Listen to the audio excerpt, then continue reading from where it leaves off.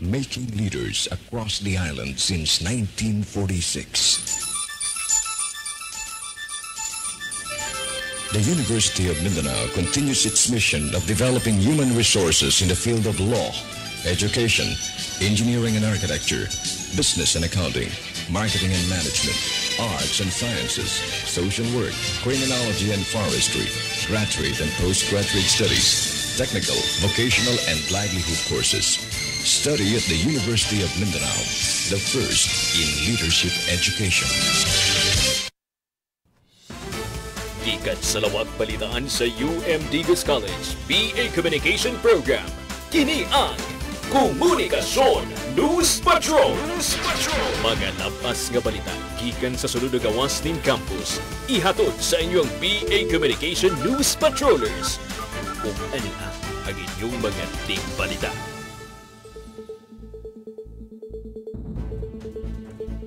Maayong udto Pilipinas, maayong udto Dakbayan sa Digos. Adlaw karon nga Lunes, Pebrero 10, tuig 2025. Ako ang inyong tigbalita karong adlaw, Mary Claire Salarde. Live kita karon aron maghatod og sakto og preskong impormasyon alang sa Komunikasyon News Patrol. Kung asa ang inyong interes, among serbisyo. Og para sa uluhang tudling sa mga balita. Council of Department Student Government of Council Student Organization nagkahiusa sa malampusong pagpatuman sa Clego campaign sa UMDigas College. Office of Student Affairs nagpahigayon og drug orientation sa mga student leaders sa UMDigas College. Babae na sakpang nagbaligya og bag-ong himugso nga bata dinhi sa Dakbayan sa Digos. VP Sara Duterte wala magpaapekto sa impeachment complaint batok niya. Mga fans sa NBA star nga si Luka Doncic di pa gihapon katuo human kining gitrade sa Los Angeles Lakers. Og cryptic post ni Andy Eigenman sa Instagram gikaguptan sa mga netizens. Mubali kami human sa pipila ka mga pahinumdum.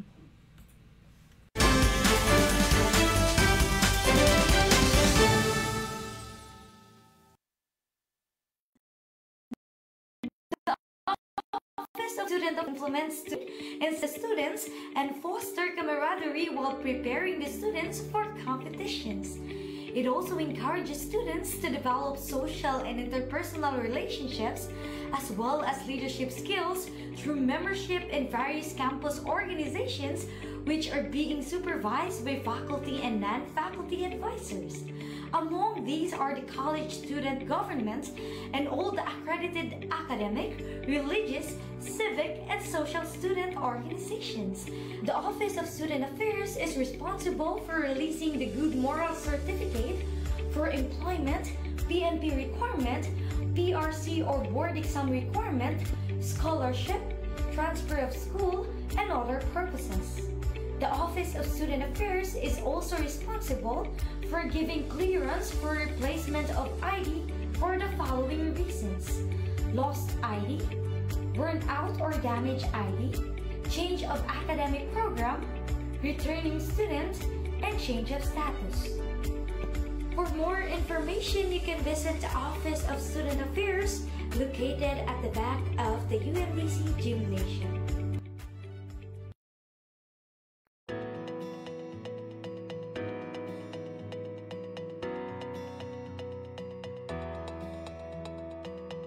Pursuing academic aspirations with a financial burden is really hard, but UMDigas College offers a wide range of scholarships that help students like you achieve their academic goals.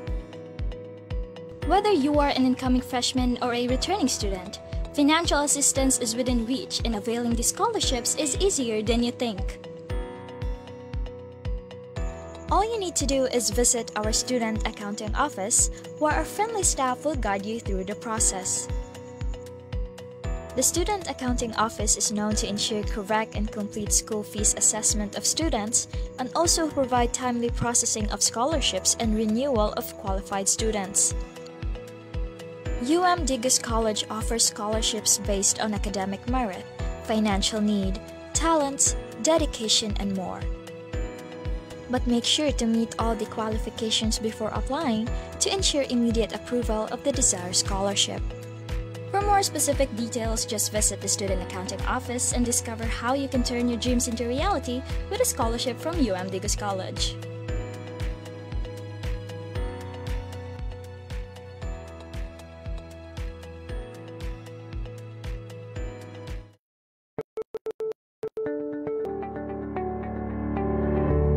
Attention Digus College students, are you feeling stressed, overwhelmed, or in need of someone to talk to? Well, we've got great news for you. Counseling services are now available at the Guidance Services and Testing Center right here on campus.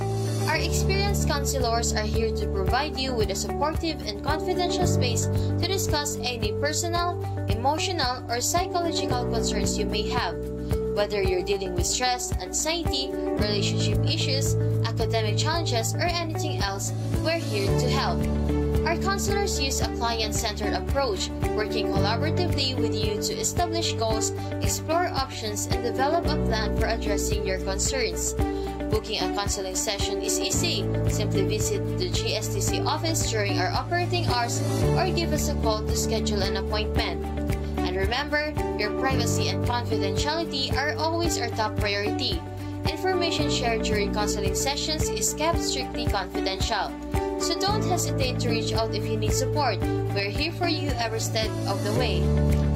Digus College, where your well-being is a priority, book your counseling session today.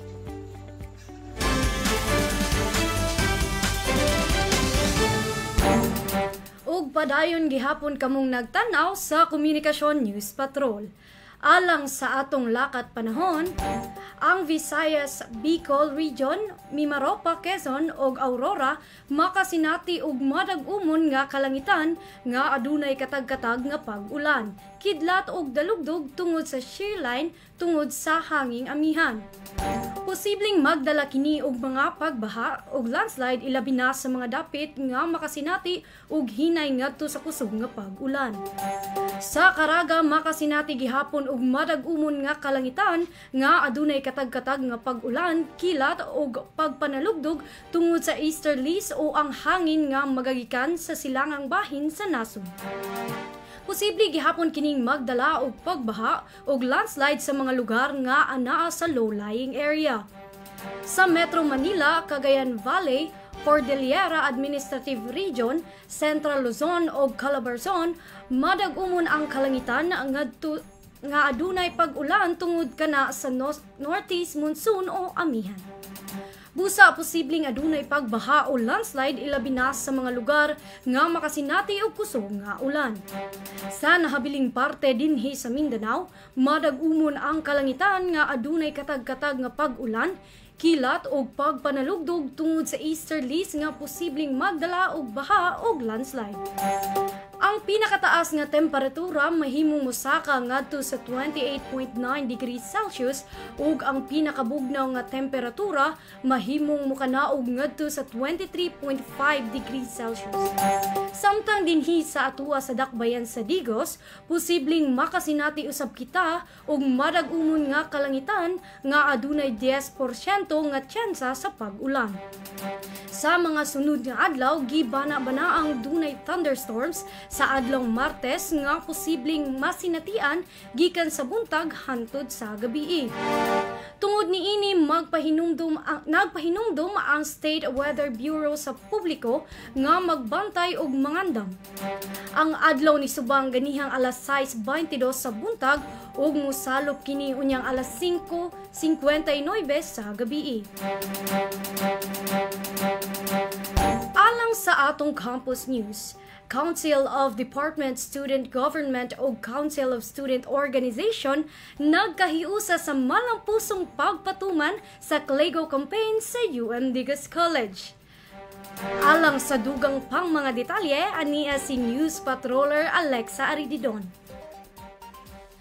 Malampusong gipahigayon sa Council of Department Student Government kauban ang Council of Student Organization sa UMDicos College ang CLEGO campaign niadtong miaging Huwebes, Pebrero 6, 2025.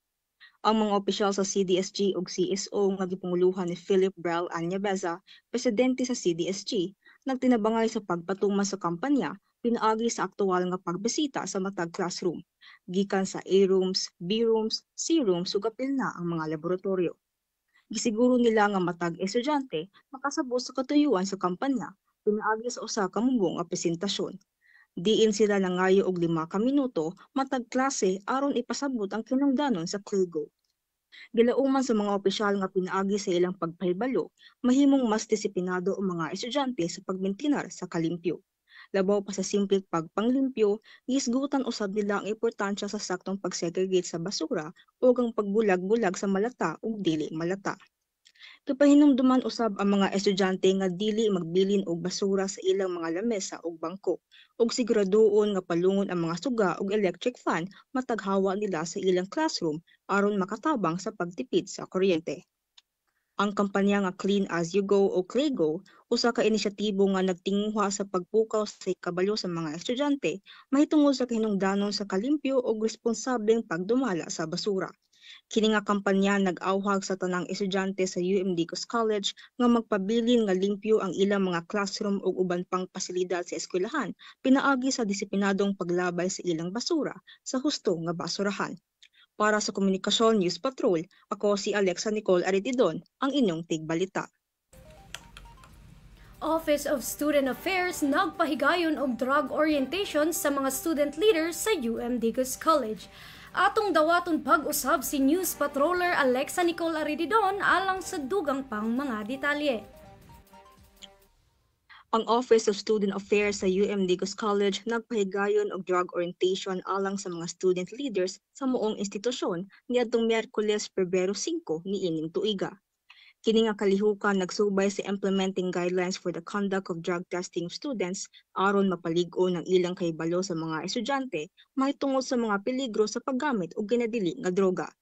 Gipangunahan ni VP for Branch Operations Dr. Tessie J. Mirales ang programa pinaagi sa usa ka mensahe. Diin iyang giawhag ang mga student leaders nga mahimong modelo sa moong inisyatibo. Samtang ang guest speaker nga si Mr. Kurt Jude Linihan naghatag og maalam nga diskusyon alang sa salient feature sa CMO 18S 2018 nga naglangkod sa legal nga mga palisiya, proseso sa testing ug katungod sa mga estudyante. Apil usab sa iyang diskusyon ang mga implikasyon kung mag-positive man ang usa ka estudyante sa usa ka random drug testing ug mga dapat buhaton aron kini malikayan ug ang pagpahinumdom sa mga estudyante nga magmatnon nga kanunay.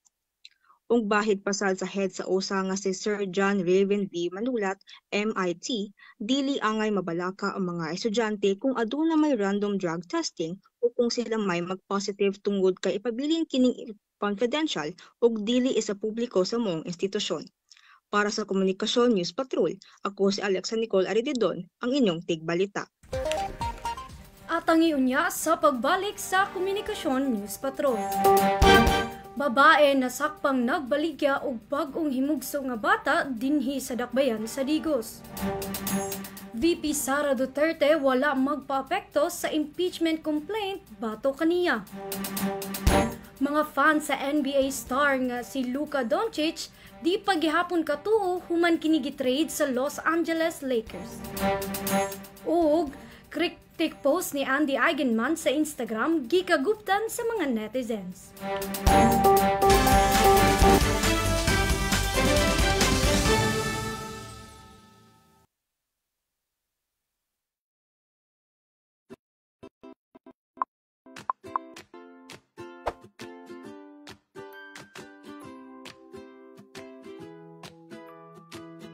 CLEGO stands for Clean as You Go, and it's not just a catchy acronym, it's a way of life. It means that we leave no trace of trash wherever we go. Whether you are munching in the canteen or hanging outside, remember the ABCs of CLEGO. Always bin your clutter. In essence, CLEGO isn't just about keeping things clean in the moment. It's about fostering habits and attitudes that benefit us, others, and the world around us in the long term.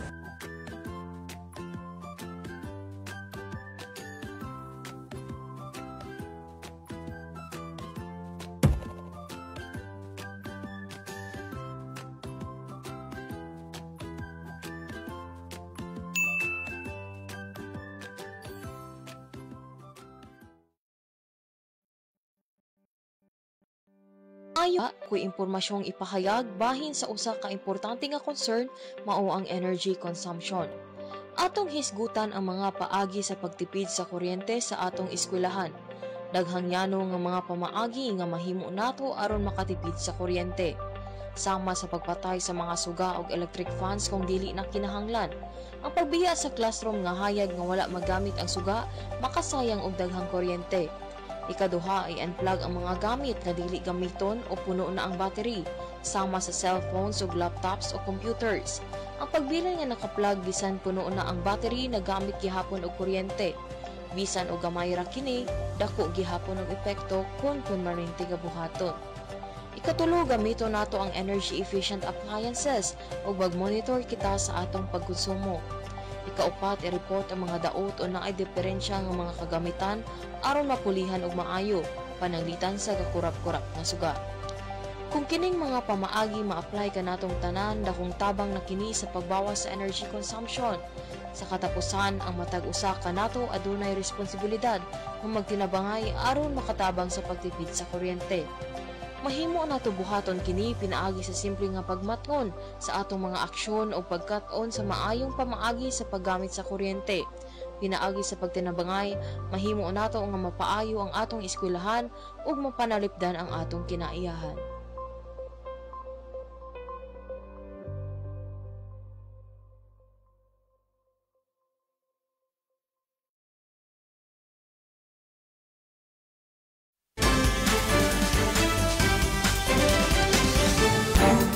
Padayon gihapon kamong nagtanaw sa Komunikasyon News Patrol.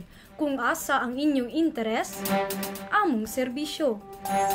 Alang sa atong balitang lokal, babae na sakpang nagbaligya og bagong himugso nga bata dinhi sa Dakbayan sa Digos. Alang sa dugang impormasyon, ania si News Patroller Andrew Tabuada. Padayon ng imbestigasyon sa kapulisan human makuha sa CCTV ang hulagway sa usa ka babaye gituuhang nagbiya og bag-ong natawo nga bata sa likod sa balay nila Davao del Sur Governor Yvonne Cagas sa Barangay Zone 1. Base sa impormasyon nga gipagawas ni former Governor Mark Cagas, posibleng usa pa lang kaadlaw sukad pagkatawo.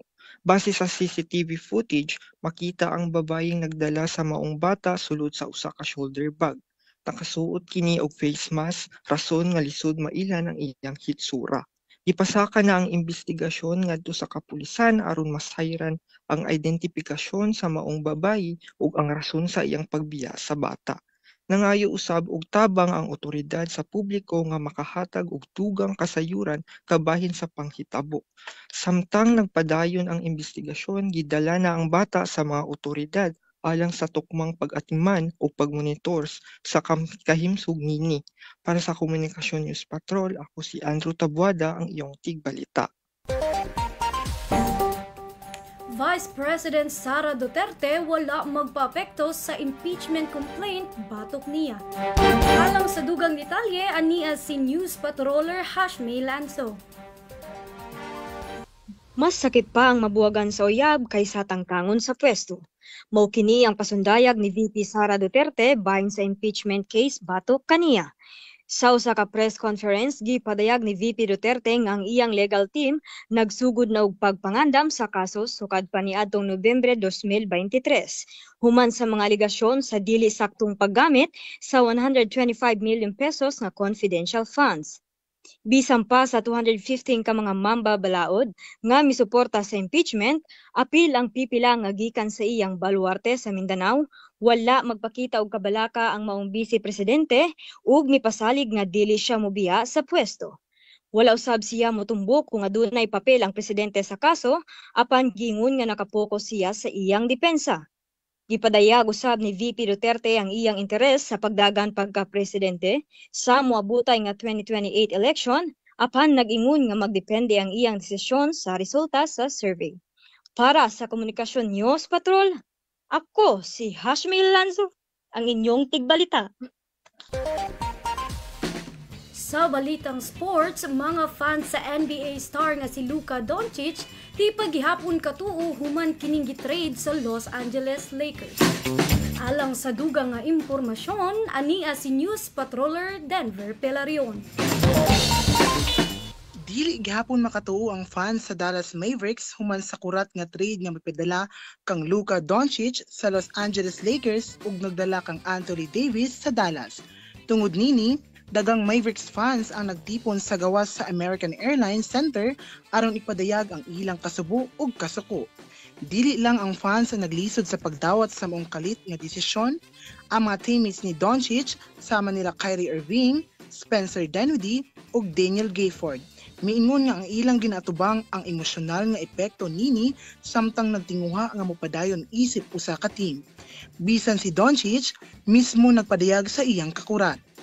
Sumala sa report ni TNT's Jared Greenberg atol sa Lakers-Warriors game, gikan sa mga nakakita kaniya kagahapon atol sa non-contact practice sa Lakers, si Luka nagpadayong murag wala pa kasapot sa nahitabo.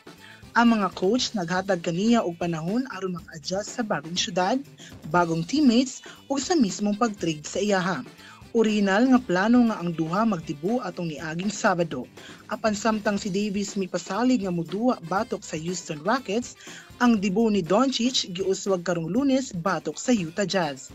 Para sa Komunikasyon News Patrol, ako si Denver Pelarion ang inyong tigbalita. At tangiunya alang sa atong balitang showbiz. Cryptic post ni Andy Eigenman sa Instagram gikagubtan sa mga netizens.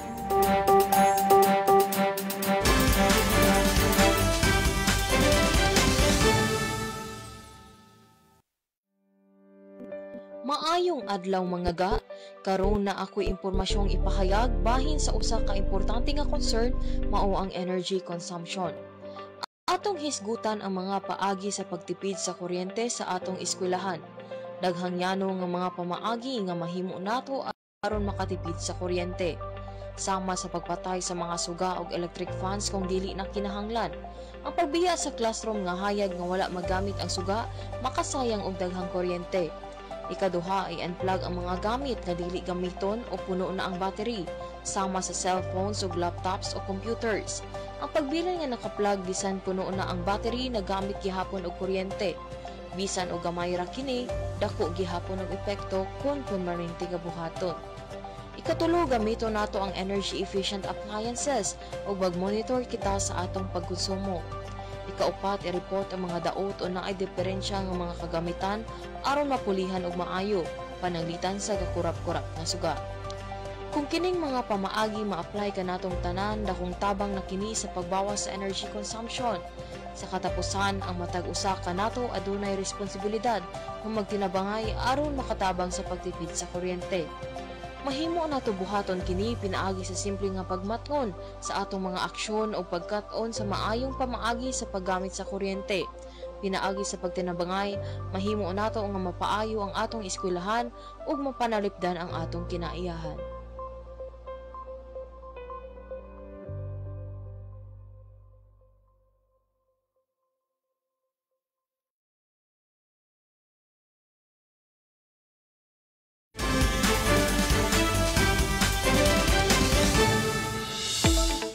Mibalik kita alang sa showbiz news.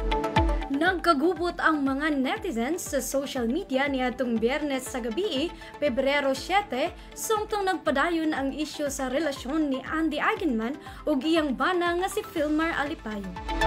Ang magtiayon nga sikat tungod sa ilang family-centered content ug hilig sa surfing nahimong sentro sa kontrobersiya bahin sa alleged third party.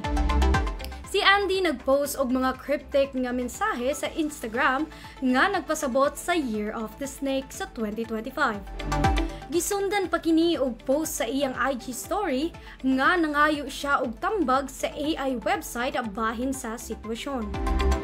Ang maong pangutana kung normal ba nga makipag-matching tattoo imong bana sa iyang higala nga babae bisan dili mangonsulta o mananghid sa asawa.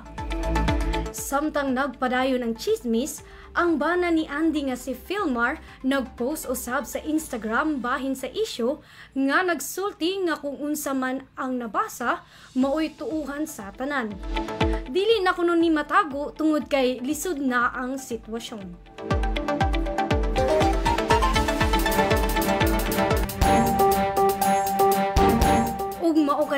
ang naglangkob sa atong mga balita karong adlaw alang sa Komunikasyon News Patrol. Ako ang inyong tigbalita, Mary Claire Salarde. Maayong adlaw.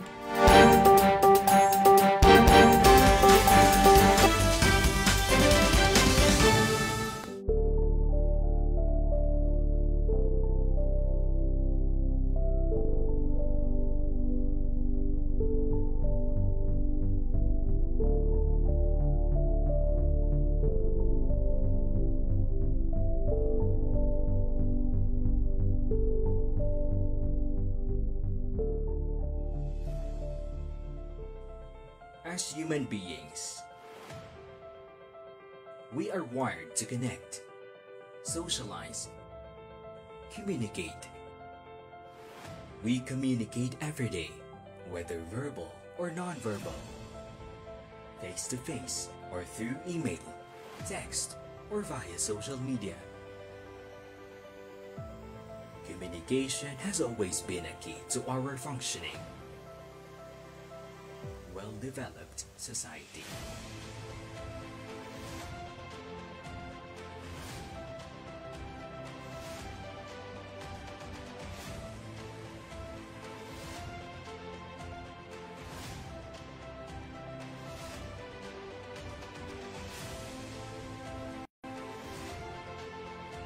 Discover the interdisciplinary factors in the field of communication. Explore how communication responds to the major shifts in history.